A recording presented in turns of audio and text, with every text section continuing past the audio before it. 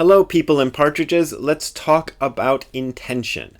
Last night, Michelle Roldan Shaw came in and spoke at the Angel City Zen Center about her books about the Jataka tales, which are tales that the Buddha supposedly told about his former lives and uses these as teaching devices, and these are still used in some forms of Buddhism, not so much in Zen. And she makes these little tiny books about the Jataka tales, illustrated, and they're kind of pitched for children, but they were quite interesting.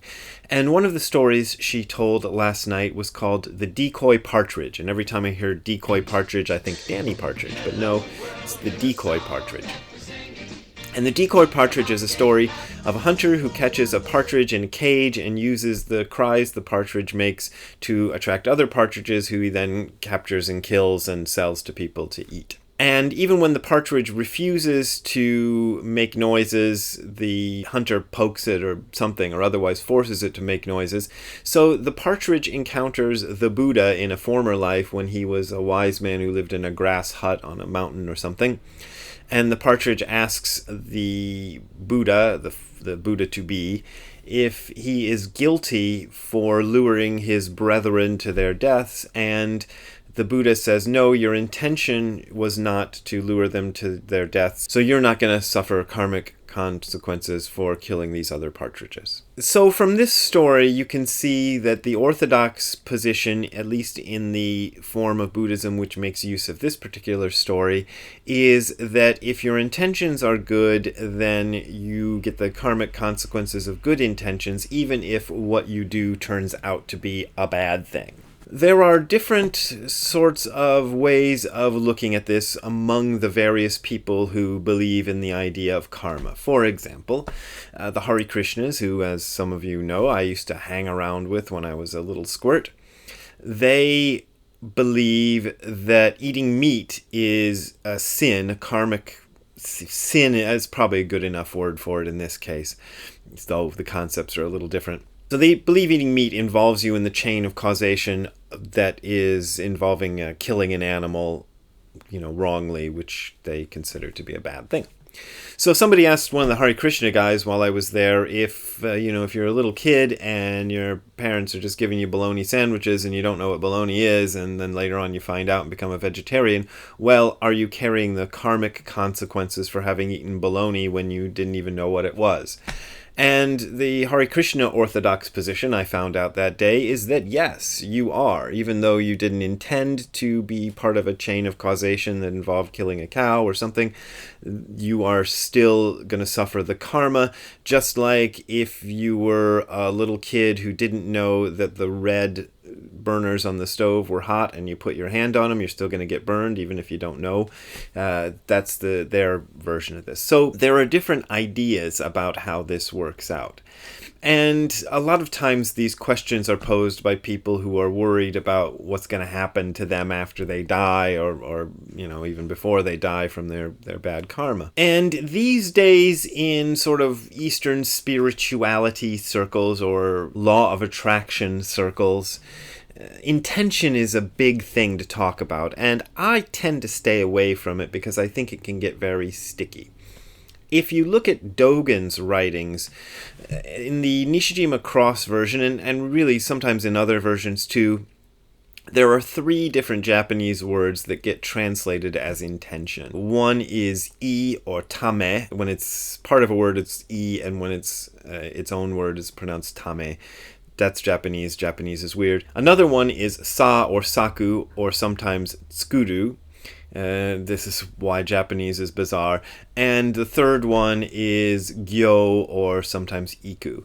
And in one of the famous pieces of Shobo Genzo that I often talk about, Showaku Makusa, which I translated as Don't Be a Jerk in my book of the same name, Don't Be a Jerk, the Nishijima Cross version has a footnote which mentions that the sa in Showaku Makusa is that word saku or tsukuru, which he says in the footnotes has a meaning of more intentional action, deliberate action, than the other word that Dogen might have chosen, which would be gyo, which has a connotation of being less deliberate.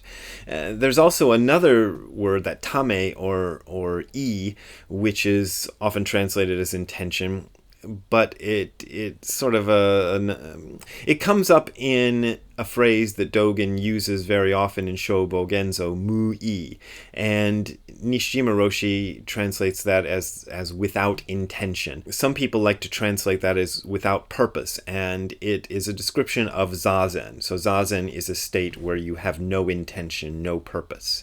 So you just sit for the sake of just sitting with no other purpose, meaning it's not doing this thing in order for the other thing to happen. This idea of intention gets very sticky because, as we say in these here United States, the road to hell is paved with good intentions.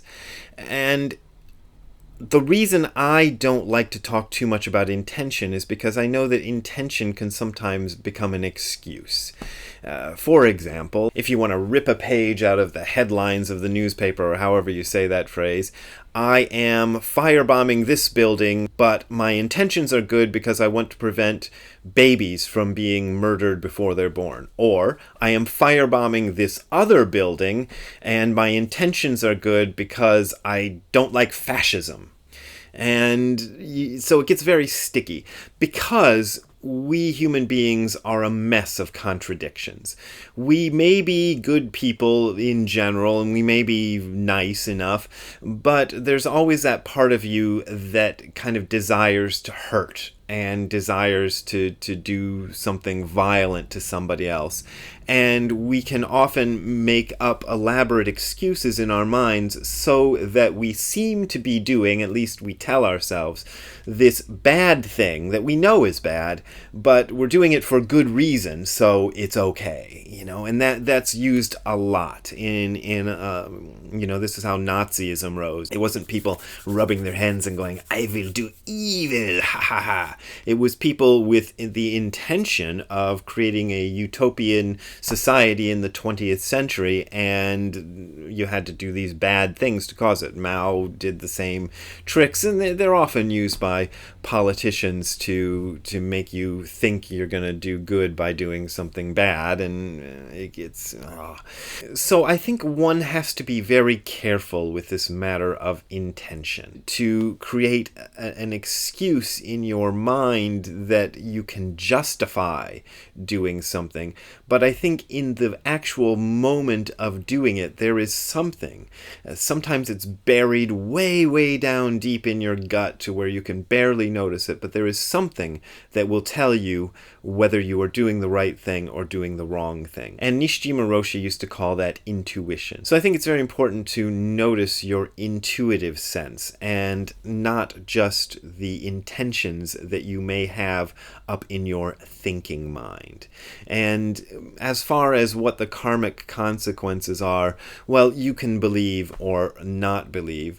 But I think in this sense, I think the idea that's trying to be communicated with the tale of the decoy partridge is that the partridge in question really did not have the intention of killing other partridges. He wasn't just fooling himself, and that's the kind of intention we're talking about in that story. But as an overall thing, I don't like to talk about intention because I know how easily it can be conflated with excuses and justification. So there you go. That was a bit of an inconclusive sort of video for you today. I hope it was okay. If you want to donate to me being able to do more videos like this, there are links to PayPal and Patreon below. That's how I make my living. I just got my royalty statement from Wisdom Publications yesterday for sales of Hardcore Zen, and I'm laughing because it was not much. And I got mine from New World Library on the same day for all the other books I've written, basically, because I wrote all the other ones for New World Library. It's also not much. So those donations are important, and every time it comes to this time of year when I'm getting those tax statements, I realize how important it is. Thank you very much for sending in those donations.